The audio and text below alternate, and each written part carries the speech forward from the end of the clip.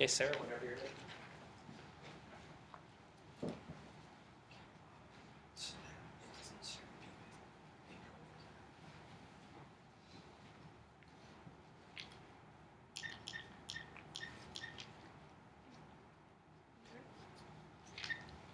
Good evening, everyone. I would like to welcome you all to the Young and Political Debate Demonstration of Public Forum. As it was said before, we are one of 6 schools in the nation presenting this demonstration on behalf of Pi Kappa Delta with the support of the Root Foundation. Now, let's begin with today's resolution, which was the tone of political discourse has uniquely shaped the current campaign season. Now, we as the affirmative would like to define the resolution by defining the phrase tone of political discourse as the sum of intentions behind and the ideas presented in the media intended to influence the electorate. To help clarify the debate, we would like to offer this following resolution analysis. The resolution is not asking about the specific tone of any medium or advertisement, but looking at the big picture overall. We as the affirmative obviously agree with this resolution because of these 3 main reasons. First, parties and candidates are losing control of the messaging. Second, outside groups are gaining control of messaging. And third, the impacts of decentralized messaging through the unique narratives and the quality of the messaging. So, first, let's take a look at how the parties and candidates are losing control of this messaging.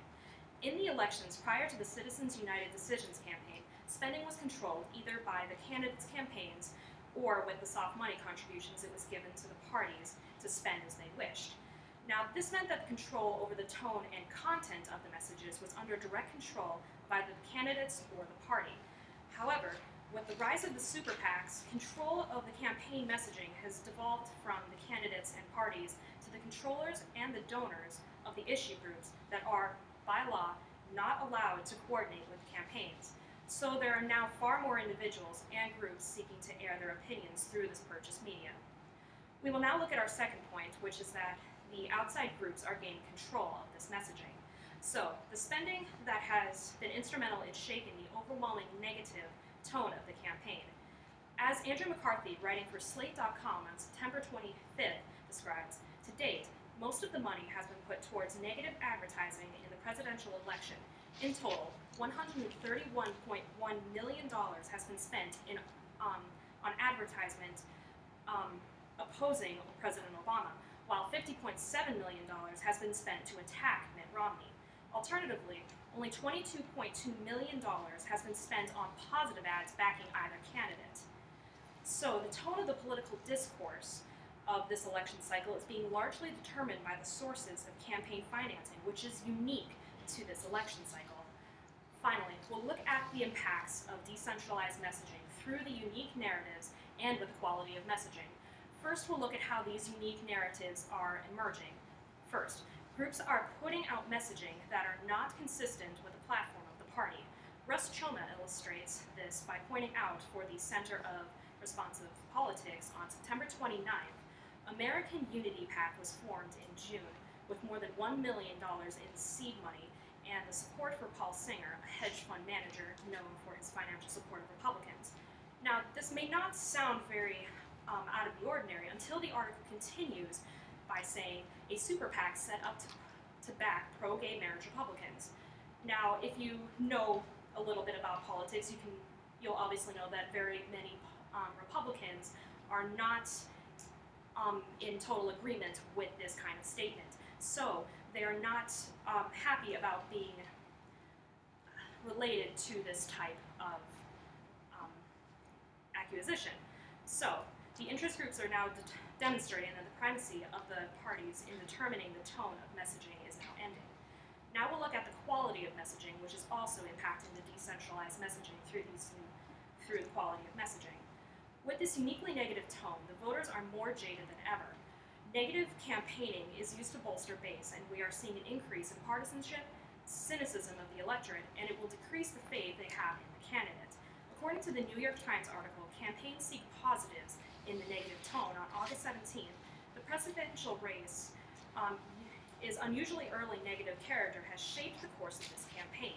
The sharp attacks traded between the campaigns of President Barack Obama and Governor and Republican Mitt Romney has escalated, particularly on the subject of which the party might undermine Medicare.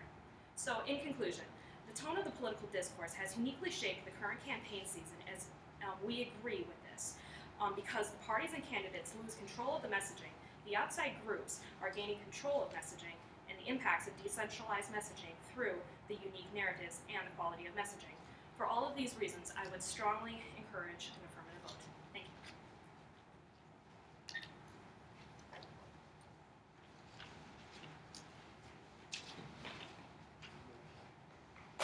you.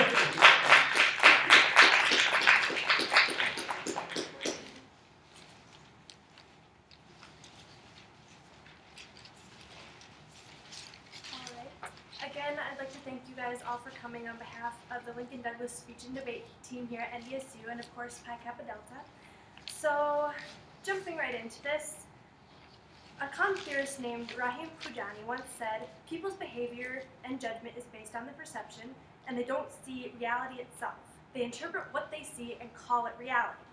This is similar to what politicians do when they point fingers at each other. And it's a good example of today's resolution, but we have to disagree with today's resolution, obviously, because we believe that the tone of political discourse has not uniquely shaped this campaign season, because we know that negative campaigns are not good, but it's nothing new when you see a politician point out somebody else's flaws and use them against them. So first, I will define a few key points in our resolution, just as some operational definitions, and then I'll go over two main points to show how tone is not unique in this campaign. First, we're going to define unique as having no like or equal, and in other words, it's just completely different. Tone we're going to define as a particular way of sounding. In this case, the tone of political discourse is negative and hostile. And finally, we're going to define political discourse as the communication of thought by word, which occurs in both debates and speeches made by the candidates. So, jumping into my first point. The name calling and finger pointing is simply the nature of politics, and I'll show you this through two examples. The first being the article, "Political discourse has not changed for 200 years. In this article, it says, "The truth is, decisive discourse flavored with violent imagery has been standard fare in U.S. politics since the nation was founded. The techniques and rhetoric of campaigning have held firm throughout our nation's history." And you can see this through multiple political campaigns, one of them being JFK's campaign, when there's a big argument about him being a Mormon, and of course he stood up and said that religion just shouldn't affect any of his political decisions. Another example of the nature of politics is that negative campaigning has become a norm in our society. If you look back to the campaign between Adams and Jefferson, Adams called Jefferson a barbarian who could not write a sentence of grammar and could hardly spell his own name. The campaign between these two was possibly one of the dirtiest in history, and those techniques that you saw then are exactly the same that you're seeing now. The second point I have is tone versus content being more important. Two ways we can see this is that content is more important in argumentation. Content is more important in argumentation because the points you make have more impact than whether they're positive or negative. So take this debate, for example. If I'm saying my point is better so we win and I have bragging rights, that's not exactly good tone, but the content of what I'm saying might get you to change your mind about whether or not you find I'm right or wrong. Another example of content being more important is that tone is overlooked. If you look at the campaign even last year, not last year, but 4 years ago, between Obama and McCain, the stigma for Obama was completely and totally negative, and yet he still ended up winning. So looking back to our resolution, we defined unique as different, tone as the negative message, and political discourse of communication of thought by word. We disagreed with this resolution, showing that the tone of political discourse has not changed through 2 points. First, being the nature of politics as it has not changed for 200 years, and that it's become an accepted norm in our society. Second, being that content is more important through both argumentation and the fact that tone is often overlooked. To conclude, we know that tone is not uniquely shaping this campaign season because, as we stated at the beginning, politicians have always pointed fingers at each other and called each other's names. While this is not necessarily good, it's nothing that we haven't seen before, as the content is just as damaging as in several past political campaigns.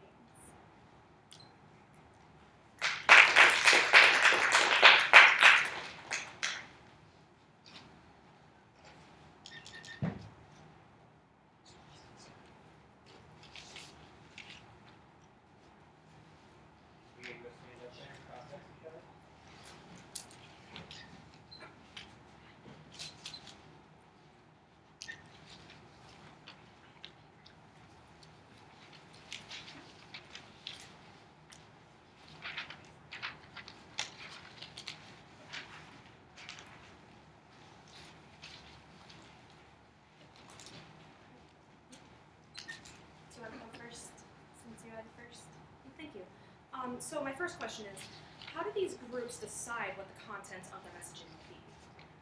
Usually, the outside groups you're talking, they only look at the negative aspects of somebody, and granted, all politicians have negative aspects, but they have positive ones too. And usually, outside groups are only focusing on the negative or even taking it out of context. May I have a follow-up question? Yes. Okay. So how does the quantity of the messages matter? No, because it should be about quality, because it doesn't matter whether there's a million or just one negative ad out there. It has to deal with the quality of the content, because that's what's going to win overall. And then I have a couple questions. Go ahead. How do you justify super PACs being unique, since there have been groups funding candidates before there was even a name for them?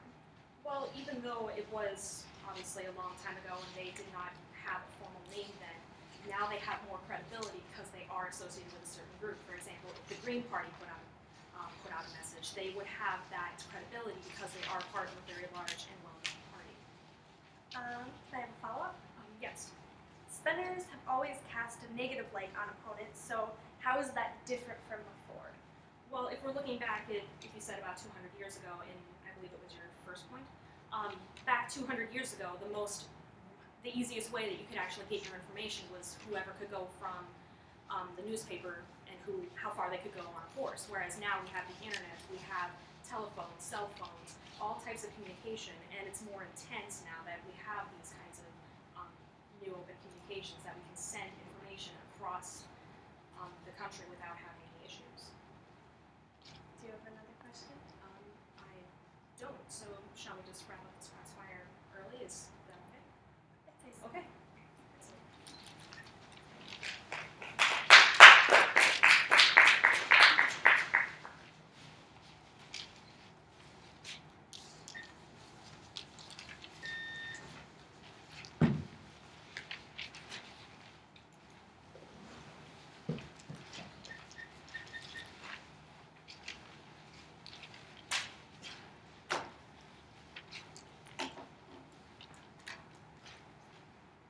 Alright, so let's get started here. I'm going to go over, in my speech, the case that the negative lays out, and then, time permitting, I'll go along and strengthen some of the key affirmative arguments in this round. Okay, so let's start out by looking at the negative case. They're going to define unique as having no like. So let's take a look at the types of campaign advertising that is out there. Bloomberg from October 3rd reports almost 2/3 of presidential ads on the air between June 1st and September 30th were negative, compared with about 40% during that period in 2008.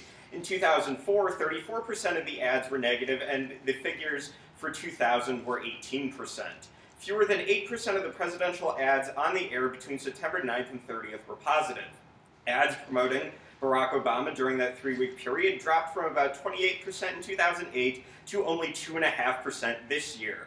Ads promoting the Republican presidential candidate John McCain in 2008 and former Massachusetts Governor Mitt Romney this year declined from 32% to 15%. So what we're seeing is that there is no like for the sheer amount of negative political advertising that is present in the political discourse this year, okay? So it doesn't matter that there's been negative political messaging in the past. What matters to a large extent is the quantity of it that's occurring versus the amount of positive campaigning that is going on. Because you don't look at a campaign and say there was one negative political campaign ad, therefore the tone of the entire campaign was negative.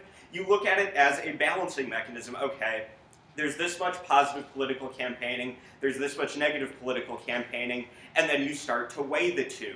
And when you see a disproportionate amount of negative campaign spending for the first time, and when you see a disproportionately large negative amount of campaign spending as a result of new funding mechanisms that are unique to this election, as a result of the ability of individuals, corporations, and labor unions to spend unlimited amounts of money on campaign advertising thanks to the Supreme Court decisions, Citizens United, and Speech Now, yes, I would say you have a situation that is unique, and you have a situation that has no like. Now, let's look at their second contention, the first contention, where they're talking about name-calling, finger-pointing, and this sorts of thing, that this is not changing. And they talk about the presidential election of 1800. Well, I would just like to point out that in 1800, the candidates considered it below their personal dignity to even go out on the political campaign trail and stump for themselves. So the stump speech is not something these candidates would have ever been familiar with. So quite clearly, we're seeing that even though the sorts of mechanisms or the sorts of tools that these people use to attack each other might be different, there are still substantial differences between a presidential campaign occurring in 1800 and a presidential campaign happening in 2012. So to simply say that they're using the same sorts of rhetorical devices is a ludicrous grounds for comparison, because then we would be able to say that all political speech from everybody from all times of history can be compared to each other, and that there's nothing unique, say, about American political discourse versus, say, what was going on in Roman times, when quite clearly there are differences in how people campaign, there are differences in how people perceive political speech, and it's simply ridiculous to say that while they're using the same sorts of rhetorical tools, and that they're all of a sudden now all equal. Now, let's look at their last contention. They're talking about that the content of the speech is what matters and that the tone doesn't. Well, first of all, they have it somewhat backwards here, because it's the content that sort of defines how we, they have it sort of backwards here. It's the tone that determines what the content of the messaging is going to be. These outside groups, they don't decide that, well, we're going to, say that candidate X takes position Y. What they're going to do is say, okay, here's the candidate we want to win. What is going to be most effective in affecting that end?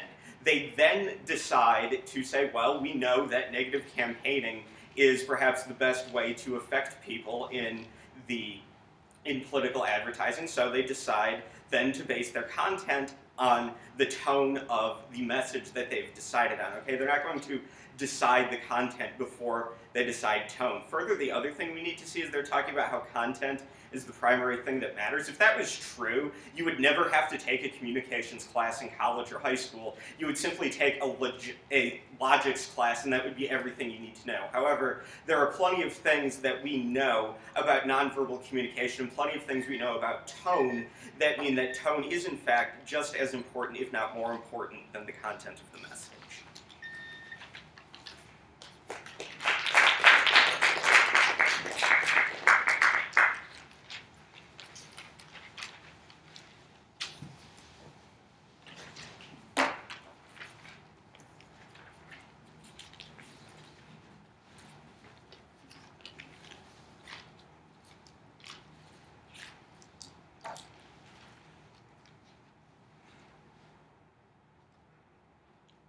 Okay, once again, I'd like to thank all you guys for being here again. I really appreciate you guys being here. Also, we'd like to thank the Pi Kappa Delta and Republic, and also, we'd like to thank the Lincoln Speech and Debate team. With that being said, as a brief roadmap in this speech, basically what I'm going to do is be going over the opponent's case and structurizing that and telling why we disagree with it, and then we will go to our case and strengthen this. So let's dive right in. First of all, on definitions. They only give one broad definition, and this is really great, guys, but we need to narrow this down because a broad definition on multiple terms doesn't get to really what the definitions mean in themselves. Take, for example, tone, because basically in a perception theory book, what we see is that when it comes to political discourse in itself, what it exists of is microstructures, such as tone, content, and other things that make the political structure work all together. And we must look at it in this sense, that there's multiple things. There's how you say it, who you're saying it to, and the content in itself. And we can't narrow this. And so what you're going to see is this pretty much defeats their case in a couple ways. But let's go to the first contention and show you really why this defeats it. Basically, they say that the party is losing control. I would say that control is not lost because it's pretty much like me and Kristen as a team.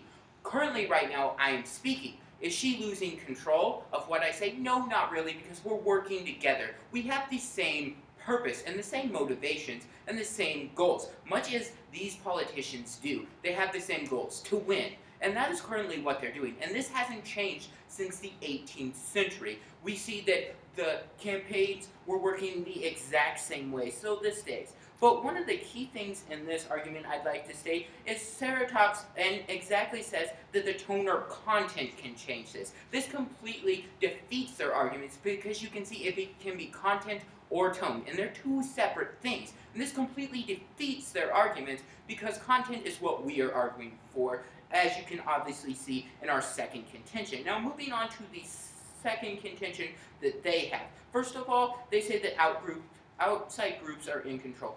This is non-unique. What we really need to look at is that they're never out of control. It's like me and Kristen as a debate team. We work together.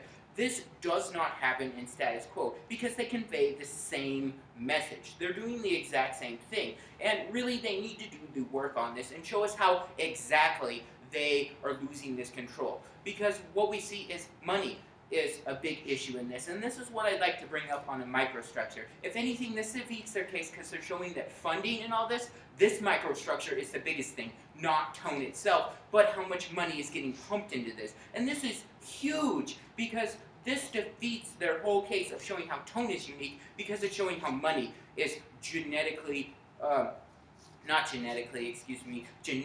showing that really money is important in this. And then the third contention, what we can see is basically, look towards my arguments on microstructures. Like, we see that with the quality of message is what we got to look at. It's what they're saying is important. And we'll cross-apply that with when I get onto defending my case. Now, Jeff brings up and gives some analysis at the first part on quality versus quantity. And what we got to see is we all need to look towards the quality over the quantity, because what you're going to see in politicians, what do we remember? The bad things. Because what you can currently see is, look in 2008 with Sarah Palin and Obama. Do we remember all the good things, or do we remember Sarah Palin for saying maverick? And certain words like this, choice words are what we remember, the content and how they were said. Not really how they were said, but that she said this, and the content of her messages are way more remembered. So we can see that really quality is what we must look at. Now onto our contention 1, cross-apply the microstructures that we've shown. But on contention 2, I would like to bring up the tone, because this is going to be a real big argument. What we need to look towards is that tone is going to be really important because this is what shapes it. And currently in society, people just like you believe that tone is not shaping the campaign. Because according to CNN on August 12, 2010, they did a poll on this exact question. Is this the most negative campaign in history? 75% of average Joes said no, it's not. And only 25% said yes, it is. So we can see that really when we look at tone is unique, no, it's not. Because we must look at the other microstructures.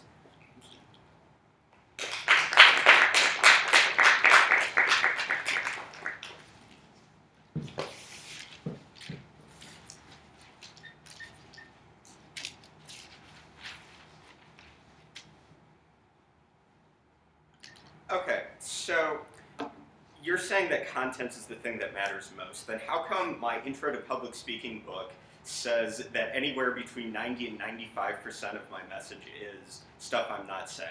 See, because what we really must look at this is, yes, that is kind of true, but there's also other situations. This is just a microstructure of this. You must also consider who you're talking to, and there's other things also. You just can't limit it to tone and content, but you also got to limit on who you're talking to and the audience in themselves. You just can't limit it to 2 basic things, because that's not the microstructure of political discourse. And may I please have a question? Sure. Okay, so you talk about this quality versus quantity, but then you go on to technology. Like, even though we had technology is far more advanced now, but didn't they still have these meanings being projected in today's times? Like, the quotes that we bring up about Andrew Jackson, aren't those still being shown? Like, doesn't that still show that the content matters? Okay, so what exactly is your question? Okay, so in simpler terms, even though we didn't have technology like we have in the 1800s, can't messages still be projected throughout time? Well, I think that the technology matters a tremendous amount. If you're talking about things that matter. If you want to get a message out to, say, young people, you're more likely to try and put a message on the internet than on The Price is Right. So I would think that that the channel would matter, and that the channel is going to be important, and that technology does matter, because what happens, say, in the presidential debates in Denver, if we were talking about this in the 19th century, we wouldn't know what had happened in Denver. Now we can go onto the internet and watch a complete rebroadcast of it. So I would say yes, that the messaging, or that the technology does matter a lot.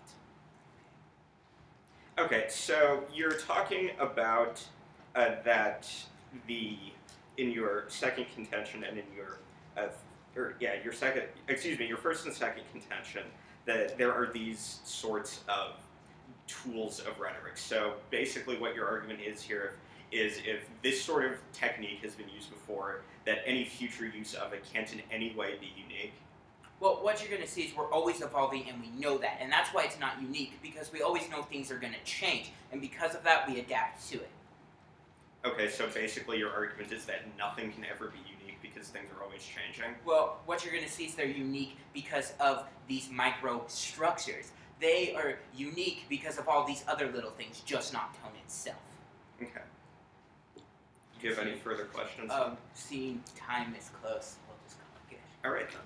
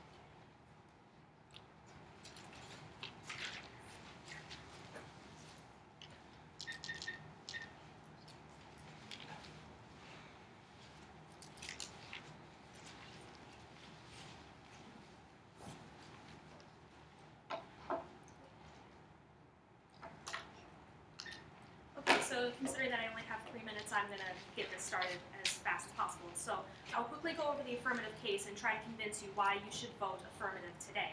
So first, we say that the party's candidates are losing control of these messaging.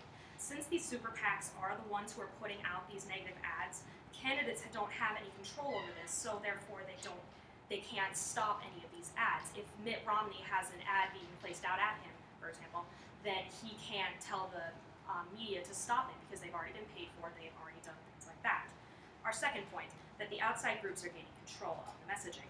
As I just said, the super PACs are the ones who are usually putting out these negative messages, as both me and my partner have pointed out in our first speeches.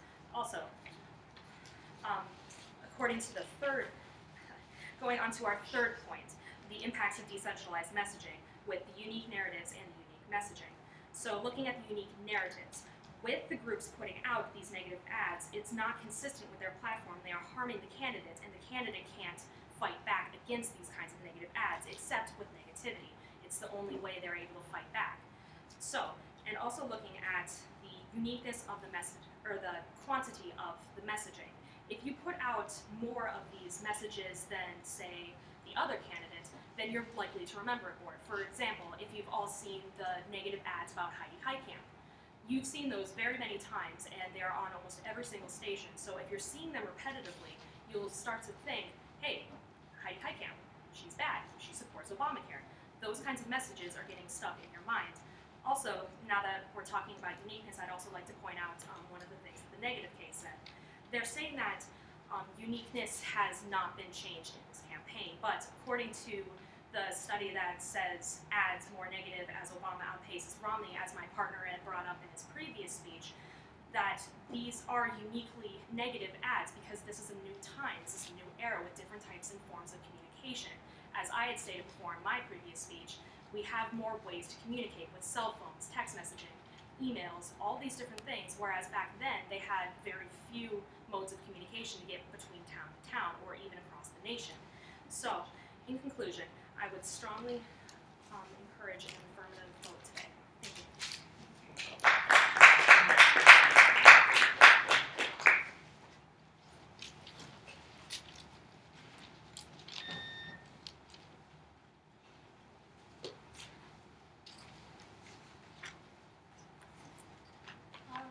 I too am just going to dive right into this.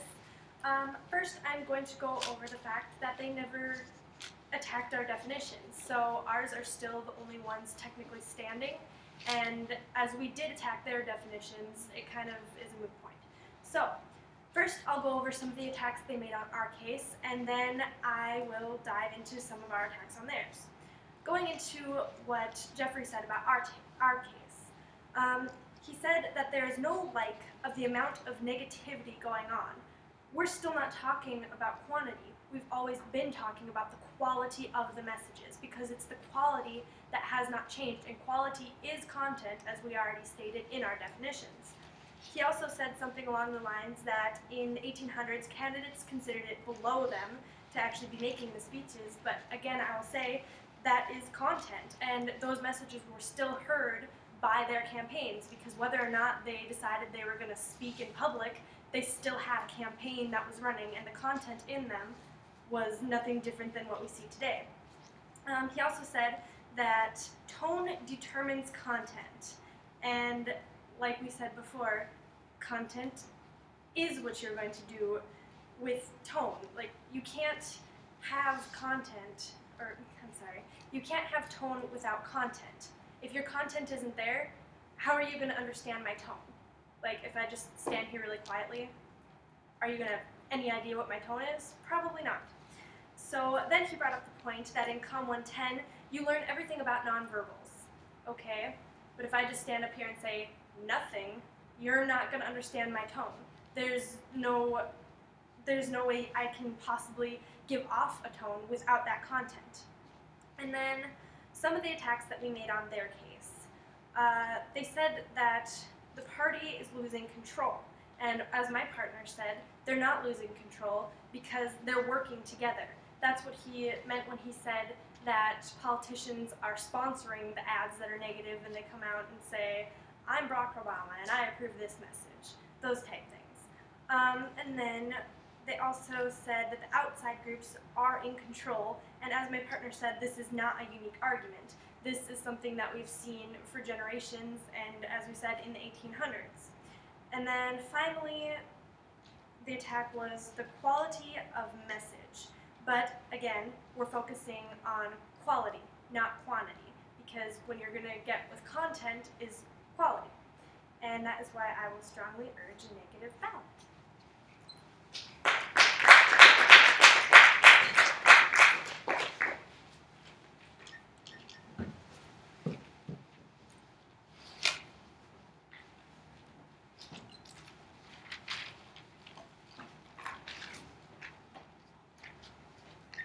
Alright, so let's go over how this debate has progressed so far. We've come up here and presented irrefutable facts, like fact, there is now more campaign spending now than at any other point in time in history. Another fact, that campaign funding has been uniquely enabled for this election cycle because this is the first presidential election occurring after the Citizens United and Speech Now Supreme Court decisions, which leads us to a third fact, that there is more negative campaign advertising occurring this election cycle than at any other time in history. Now, if we look at the definition of unique, it's having no like.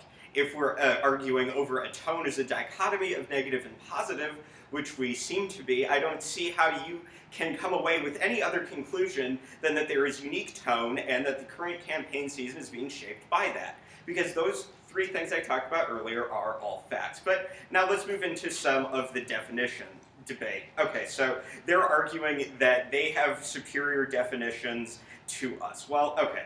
in our definition and in our resolutional analysis, we're arguing specifically that tone of political discourse should be operationally defined as a phrase because of how we make decisions, okay? We don't say tone and political discourse and try to define them as separate things because that's not how people are thinking about them. We're thinking about the tone of political discourse because when we evaluate a campaign, we say, okay, there were this many negative ads, there were this many positive ads, they had their relative merits and whatnot, but in the end we come to some sort of conclusion of the tone of the political discourse based on a weighing mechanism. So we're looking at that sort of reasoning for our definition, and we maintain from our first constructive that this is the best way of going about it, and really that argumentation is never directly refuted. So you're still going to be looking at the affirmative's definitions. However, if you really want to buy the definitions that the negative presents, we can still win on that, because if we're looking at tone as a particular way of sounding, if record amounts of those advertisements are negative, that is something that is unique to this election, okay? We read the Bloomberg card that tells you the statistics on this. These are irrefutable facts as compared to a card they talk about where it's just people's perceptions, and then, oh, by the way, there's that quotation from the beginning of their speech about how people's perceptions of things are incorrect and don't hold any bearing to reality. So their own case gives you the reason to prefer our evidence versus their evidence. So when we look at this debate as a whole, you're going to see that the affirmative is the only position in this debate that can win, because the affirmative is showing you things that are facts and showing you how these facts uniquely impact the 2012 election cycle.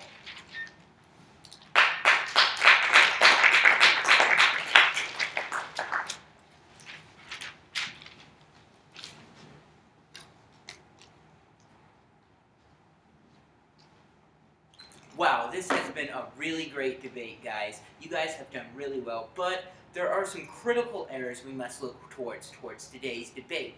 And we're going to sum these up in 3 basic voters in 3 minutes. So let's go to our first voter, which is obviously tone as a definition. Now, Jeff comes up and he talks about tone in the last speech, which is really great, but he's forgetting the biggest part of this, that it's a microstructure. It's a little part to the bigger picture. And that's what we're arguing, and they never seem to really bring up, is that we must look towards the bigger picture. All these little things together are what makes it important. Who I'm talking to, the tone, all these things like content are what really matter in the end, not just this one thing, because it works as a team. It works like a bunch of cogs in a clock. If you're missing one of these little cogs, it doesn't work well, and that's exactly how this works. What we're seeing is that we've pulled this through on our evidence that we show that currently it's happening now. But really what we need to look towards is my second voter, which is what really matters. And in the end,